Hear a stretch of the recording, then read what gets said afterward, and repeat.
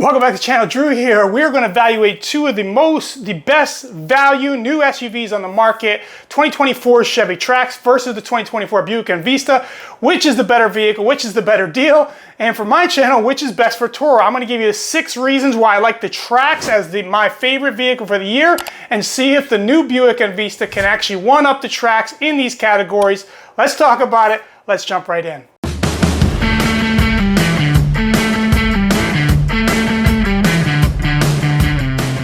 All right, I have behind me a 2024 Trax 1RS, and this is my third Trax that I've purchased in the last 3 months. And you can like my advice or not like my advice, but you can't say I don't follow my own advice. And so I, in several of my videos, starting about 2, 3, 4 months ago, I proclaimed the 2024 Chevy Trax after a lot of research as the best deal and the best value play vehicle to purchase for Toro. Now, with the help of some of my listeners, some of you out there, you wanted me to compare the Buick Envista, and doing a little more research in that vehicle, does the Buick Envista actually one-up the Trax in some of these categories? So before I answer that question and talk about the Buick, let me give you the 6 reasons why I initially liked and decided the Trax as the best vehicle to purchase, and think every Toro host that really wants to increase their fleet presence should have one of these vehicles in their fleet. Number 1, it is the best high value play out there right now. If you remember a couple years ago, I was really one of the first people to be promoting the Ford Maverick as the best deal on the marketplace. Did several controversial videos several years ago, and I did extremely well with the Ford Maverick. This is a similar type value play vehicle, and the one thing we need to understand is that low-cost value vehicles are quickly disappearing. PBD and Valuetainment just dropped a video on, there's only one vehicle right now left that is actually selling on average more or less than $20,000.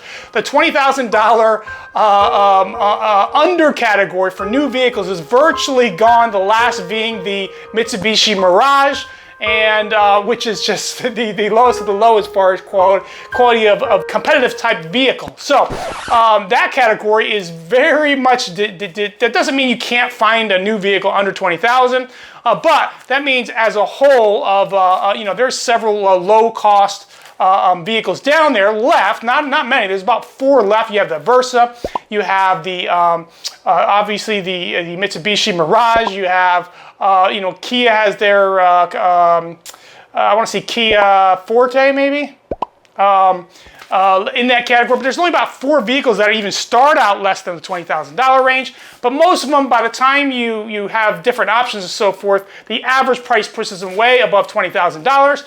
And my play has always been in the Toro business is I want to look at what I can spend the least amount on, and then how much more value can I get for a few $1,000s more. And that's where the Chevy Trax comes in. This is a high value, low cost play. Pricing starts at just under $22,000. Even fully trimmed vehicles go to $26,000, $27,000 and can compete in a much different category. And that makes it a great value play for Toro, a great vehicle for Toro. Now, number 2 is low short-term depreciation. Now, remember, when I'm purchasing these vehicles, I'm not a long-term player. As far as that goes, I'm always looking at the short term. I'm keeping my vehicles for around 18 months to 36 months, let's say, and then I'm trading the vehicles in or selling them and getting something different. So I'm always looking at the short-term depreciation. This is more important to me than long-term depreciation. If you've been doing the Toro platform very long, then you're good. You understand that you just can't rent vehicles for 4, 5, 6 years and keep them in one piece and long enough. You can, but they just get worn out. There's a reason that rental companies keep them for 1 or 2 years and then get rid of them while they have value. And as far as that goes, so I'm looking at short-term depreciation. So what does the Trax have going for it for short-term depreciation? First of all, it's a 2024 model. All the Chevy Traxes in this trim are 2024 models. So if you're in the Toro business, that gives you the ability to rent this whole year and all of next year, and the vehicle is still considered pretty much a new vehicle if you wanted to sell the vehicle and cash out of the vehicle. And in my estimation, I think you'll be able to sell a vehicle for fairly close to what you purchased the vehicle for if you don't pay way over MSRP, okay? Also, at that time, you know, whether it's 18 months or 2 years from now when you decide to sell or trade the vehicle, there'll be very limited used vehicles on the market, which means your vehicle can bring a premium price as far as sales price. And you'll have a lot of people at that time looking for low-cost SUVs, possibly for their son or daughter, or just a budget vehicle or a commuter vehicle. And if they can't find the new vehicle that they want, they would consider your vehicle just a few $1,000s less than a new one. So it really puts a limit on how much the vehicle will depreciate in the first couple years. Number two is now we dealer markups. So you know, for both of these vehicles, specifically, let's look at the Trax. That is the lowest cost Chevy that they make. There's no Spark anymore. There's no Sonic anymore. There's no Cruise anymore. So this is the lowest cost vehicle. And so as people are going in to purchase other vehicles, any of these low-cost vehicles will be, you know, if they can't purchase the vehicle they want, maybe an Equinox or a Trailblazer, they will get pushed down to these low-cost Traxes, and that's why they're not going to stay on lots very long, and that's why dealers are already starting to mark up the Traxes. Now, if I look back at, this is the third Trax that I've purchased, all of them with no market adjustments. And so, but already, you know, from my first video 2 or 3 months ago, already you're seeing dealers marking up the vehicles at minimum of $1,000 to $1,500. Many of them are $2,000 to $3,000 of market adjustments, and because of the low cost of the vehicle, it's easier for the dealers to do that. Now, that will, you know, that's a frustrating thing when you're shopping for a Trax, but if you can purchase your vehicle at MSRP, at a, you know, a good deal on the vehicle, then that does help when you go to sell the vehicle. When the depreciation on the vehicle is a lot lower because potential customers are going to be comparing your used vehicle to brand new vehicles, and if the new ones are marked up, then the used one will hold its value better. So we saw this with the Ford Maverick experience, and you know, we were early to the game on that, and many of you that bought your Ford Mavericks over the last couple years, you made out very, very well. It was one of the safest vehicles. This will be a similar type of vehicle, although this is not a vehicle I'm expecting to be flipping for $5,000 to $6,000 a profit, but it does limit the depreciation on the vehicle. Number three, it is the sweet spot for Toro pricing. Now, in, you know, my, you know, the favorite category as far as risk reward for me is in that $59 to $79 category. I really don't like to be at the bottom in the Toro pricing game. There's lots of $29 to $49 vehicles out there, lots of competition in that range, lots of used older vehicles in that category, and if you're competing for the lowest of the low in the Toro platform, I don't think that's the most productive as far as time. It can be productive for ROI, but it can be a lot more time consuming as far as those type of vehicles. Now, I prefer to get as many of even my low-end vehicles. Obviously, I have some high-end vehicles, I have some low-end. I prefer a lot of my low-end vehicles to get into that sweet spot of pricing, which is $59 to $79 a day. And what that means is the vehicle is low cost enough to where you'll have people who don't want to rent a 8, 9, 10-year-old vehicle, and they'll pay up a little bit for a brand new vehicle. And this is a vehicle, in my opinion, and with several months on the platform, that's about what you can get for the vehicle, potentially more in certain markets. But it is the sweet spot because it brings in substantially more cash flow than the low-priced vehicles, and it also is not priced out of getting those long-term weekly, you know, 1 week, 2 week, 3 week rentals. And I really think it is a lower cost vehicle that keeps your utilization up high enough and the most amount of cash flow as far as that goes. So I think it's a sweet spot for pricing on the Toro platform. And because the vehicle, even though it's brand new, because the cost of the vehicle is low enough and the depreciation, future short-term depreciation depreciation is low enough, you can price it at that and still make a good profit in the business. Now, number 4 is the category that it falls in is the most popular rental category, potentially. You know, there's a reason that many manufacturers are getting away from small cars. Ford, Chevy are eliminating their cars because small SUVs, mid-size SUVs, are more popular and they sell more. It's the same thing when it comes to the rental market. When it comes to the rental vehicles on Turo, people not only like the convenience of a small SUV, sitting higher, that kind of hatchback as far as putting stuff in and out of, whether it's suitcases or groceries or whatever. But they will also, because it's an SUV, they will pay up a little bit. You will get more for a small, mid-size SUV than you will for an economy car. That's just economics, and psychologically people will pay up for that, and that allows, that makes this category one of the most popular categories. And I've noticed just in a few months on the platform that even though this is not a mainstream I don't want to say brand, but a specific vehicle that people are going to search out, like a Toyota RAV4 or a Honda Pilot or something, that a lot of people are booking the vehicle just because it looks great and it's in that small, medium SUV category. Now, as far as the category, it probably would be considered a small SUV. Right? But it's actually closer to a mid-size SUV when it comes to dimensions and space on the inside, especially a row on the back. The size of the vehicle is similar to another vehicle that I've recently purchased, a Porsche Macan, but it has actually more space in the back than this much more expensive vehicle. Of course, not comparing the two as far as that goes. Different client base, different pricing, and so forth. But size-wise, very similar, and styling-wise, very similar, okay? Number 5 is it's an under-the-radar model. Anytime I can find a model that the consumer base is not aware of, when they think of the Chevy Trax, they think of the old, ugly Trax that we've talked about in other videos. They're not aware of this vehicle, although, and so it allows you to find the vehicle that you want at the price that you want.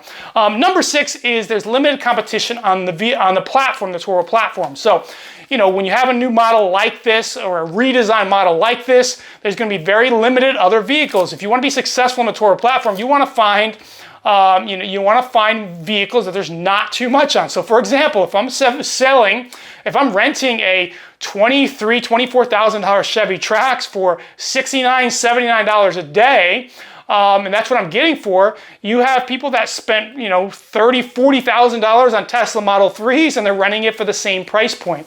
And so I just feel like this is a better value as far as that goes. Now, how does it compare to the Buick Envista? And as I compared these two vehicles, obviously it's very, becomes very clear that this is basically a very similar vehicle, both made by GM. Both same platform, 1.2 liter, turbo 3-cylinder engine.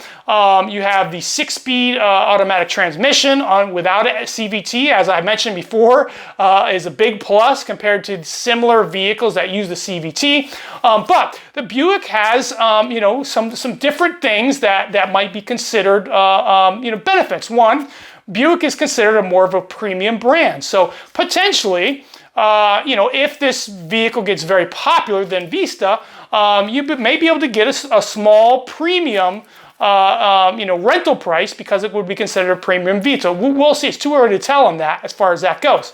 But the Buick Envista, definitely a good-looking vehicle, similar size-wise, basically the same vehicle on the bottom, right? But the exterior is unique and it's special as far as the design cues. And we mentioned before that the Trax is very similar to the Trailblazer. But the Buick Envista is even more similar to many of the other Buick models if you've compared them to. And so because it's the lowest price point, it is a great value play, and it looks outstanding, and there could be some benefits as far as that goes. Now, let's look at the Envista as far as the trim levels and pricing and compare and contrast, okay? So the first trim level is the preferred trim. Okay, the preferred trim, it starts out at $23,495, and so you know, let's say most of the Buick Envistas that you're going to compare to the Trax are going to be about $2,000 more. So the question is, do you get that value back? So the preferred trim, there's basically 3 trim levels of the Buick Envista. You have the preferred trim, you have the ST trim or the Sport Touring trim, and then you have the Highline Avenir trim. And so those 3 trims are really not competitive or comparative to the first 2 Trax trims. We talked about the Trax LS, the base model, and then we talked about the Trax 1RS, which is a very sporty model, but you know, definitely closer to the base model. Now, these 3 Buick trims, the preferred, the ST, and the Avenir, are more similar to the top 3 trims of the Trax, which is the LT, which is the 2RS, and then the active trim. And so they're more going to compete with those as far as that goes. So you're going to see the Buicks not only start out about $2,000 more, but also one thing I noticed in comparing them today at the different dealerships is the options on the Buick that you would add to it are typically a little bit more money than similar options on the Trax. So let's look at the preferred trim. Starts out at $23,495. It's the closest to the mid-level LT trim on the Trax. Now, the LT trim has cloth interior, but it does have it's the first trim that has that nice 11-inch screen, which is a gorgeous screen. As far as usability and visibility, it's a beautiful setup, very, very nice. And the Buicks, all the Envistas come standard with that beautiful, gorgeous layout of a screen. In the Buick, it's actually one whole piece that kind of goes together and it has 2 sections of the screen, but the main section in the middle is that 11-inch screen, which is really, really nice. Now, as far as the interior, even on the preferred trim, it's very, you know, it's a cloth interior, but it has a 2-tone leather on the side. So it's kind of a leather cloth mix.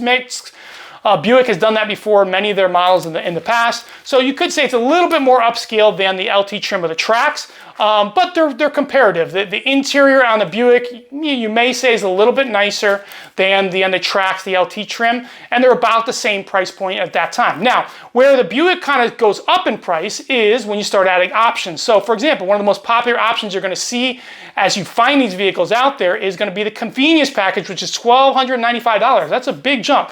Now, what kind of stuff do you get with that? You get the keyless entry, heated seats, heated steering wheel, power seats, lumbar, that kind of stuff. But that's a big jump as far as a price point compared to the Trax. And then the other negative to the Buick is almost every color of the Buick is a $495 bump in price for color, except the only exception being white. And so naturally, because of the options and so forth, the pricing on the Buick is going to be a little bit higher than the Trax, okay? Now, when you go up to the next trim level, the ST trim or the Sport Touring trim, there's a few things that the price goes to $25,195, and so that puts it right in the similar pricing to the 2RS package, most similar to the 2RS, and both of them sporty. Both of them have a lot of good luxury features on the inside, and but the Buick does have its first feature that none of the Traxes have, including the Highline, the active trim, and the 2RS, and that is a power liftgate. And so, if that's an important feature to you, the Buick, you know, ST trim could be a great value play with a very important, nice feature on it as far as that goes. Now, some other things you get with the ST trim, you get full leather on the interior, you get a really nice interior layout, more luxury interior like the 2RS and the active, similar styling wise, and it's a very sporty trim looking Buick. When you go up to the next trim level, which is the Avenir, it pushes the price point to just under $30,000, and that still doesn't have some of the different options that you can add. And so at that point, it really pushes the pricing outside of the economy, and you have to compare it to some more higher end luxury type vehicles. And I would say both of them are great vehicles for Turo.